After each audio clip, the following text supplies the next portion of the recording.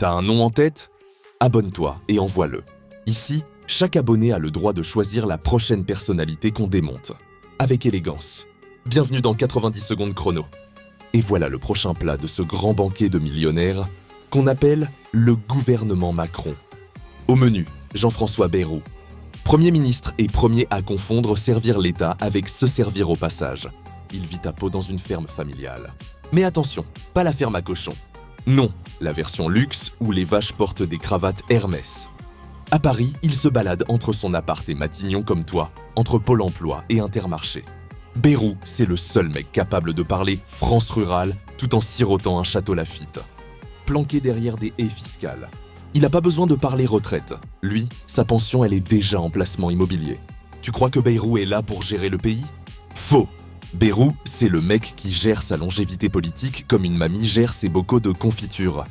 Toujours là bien conservé, jamais périmé. Il a traversé plus de gouvernements qu'un fax dans un ministère.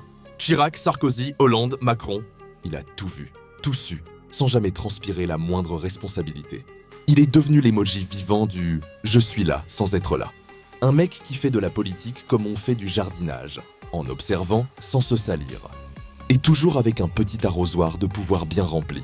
Et pendant que le peuple rame dans une économie trouée comme un vieux pull en solde, Bayrou, lui, cultive la modération fiscale comme un art martial. Zéro excès, zéro éclaboussure. Le gars te fait du luxe discret. C'est pas un yacht, c'est une péniche silencieuse avec champagne bio à bord. Un vrai artisan de l'ombre, mais version moquette épaisse et silence feutré. Bayrou, c'est pas le feu d'artifice. C'est le briquet en or qu'on oublie dans la veste du président. À votre avis, Bayrou, il est encore en politique ou il a juste oublié de partir? Lâche ton avis en commentaire, abonne-toi. Like et partage si t'en peux plus des ministres fantômes.